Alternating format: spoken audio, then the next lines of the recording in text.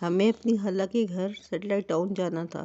Satellite town, Pindi کی satellite town بڑی اچھی صاف ستھری آبادی ہے، پاکستان بننے کے بعد بنائی گئی تھی، بڑا ویل پلانڈ اور بڑا اچھا ہے، متوسط طبقے کے لوگ رہتے ہیں۔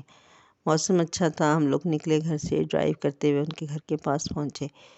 گھر کے پاس پہنچے تو جیسے ہم گلی میں داخل ہونے لگے تو شامیانہ لگا کے گلی بند، اور اتنا لائٹنگ ہو رہی اور اتنا اونچی آواز میں میوزک چل رہا، دھوم دھڑکا ہو رہا، تو بلکہ ہجڑے بھی ناچ رہے تھے اور بڑا شور شرابہ تھا۔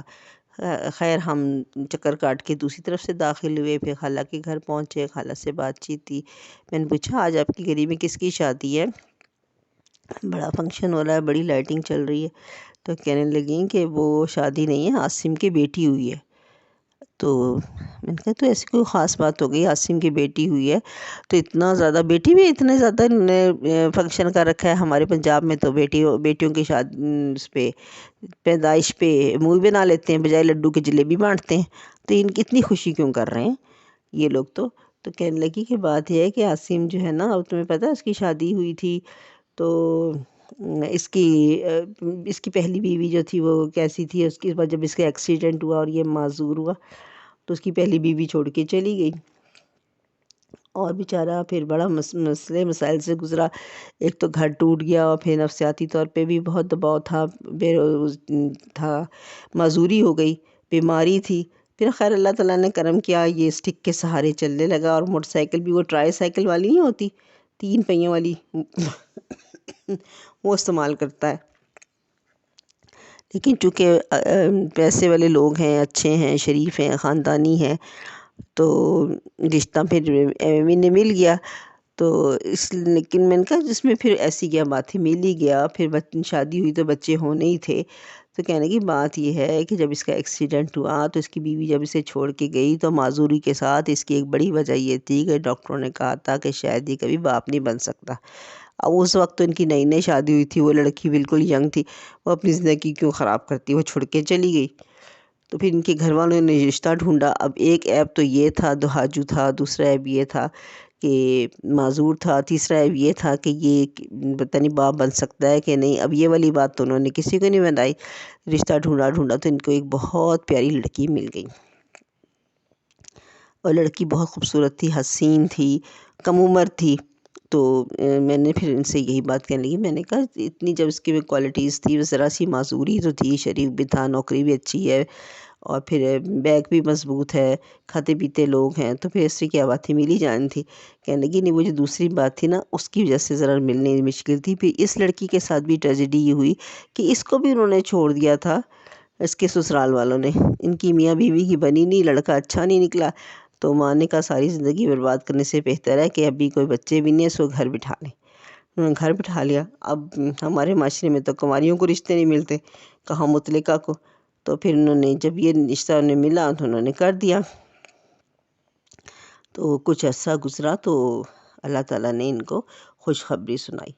اب یہ تو خوشی سے پاگل۔ اب یہ والی بات تو راز تھی کہ بھئی اس کے اندر تو ایک کمی یہ بھی ہے، لیکن انہوں نے پھر بہت بعد میں بتایا کہ اس کا تو یہ مسئلہ بھی تھا، ڈاکٹرز نے کہا تھا کہ میں بھی، کیونکہ جب ایکسیڈنٹ ہو، نچلا دھڑ معذور ہو جائے، ٹانگیں معذور ہو جائیں، تو پھر اس میں بہت زیادہ چانس ہوتے ہیں کہ پھر یہ اللہ تعالیٰ یہ صلاحیت لے لیتے ہیں۔ تو انہوں نے اس وجہ سے، وہ دھڑکا بھی تھا اس کو، ہر اللہ تعالیٰ نے بیٹی دی۔ اب وہ بیٹا ہو یا بیٹی، اولاد تو دی نا، اس لیے یہ لوگ، ان کا اتنا دھوم دھڑکا ہو رہا ہے، اتنے انہوں نے جو شور شرابہ کر رکھے کہ ایک معجزہ ہی سمجھ لو کیسے اللہ تعالیٰ نے اس کو نوازا ہے۔ تو اللہ تعالیٰ کے ہر کام میں مصلحت ہوتی ہے۔ اب یہ میاں بیوی تو خوش ہیں، خوش باش رہ رہے ہیں، اور ان کو کوئی مسئلہ مسائل بھی نہیں ہے، دونوں کی انڈرسٹینڈنگ بھی بہت زیادہ ہے، ایک دوسرے کی عزت بھی ہے، اور لڑکی کتنی پیاری تھی، اگر ویسے ڈھونڈتے تو نہ ملتی۔ اب یہ اس کے ساتھ بھی مسئلہ تھا، اس کی بھی طلاق ہوئی تھی، اتنی خوبصورت لڑکی ایک معذور کو مل گئی۔ بات یہ تھی کہ اللہ تعالیٰ نے انہیں اولاد دینی تھی، ان کی زندگی کو پرسکون کرنا تھا۔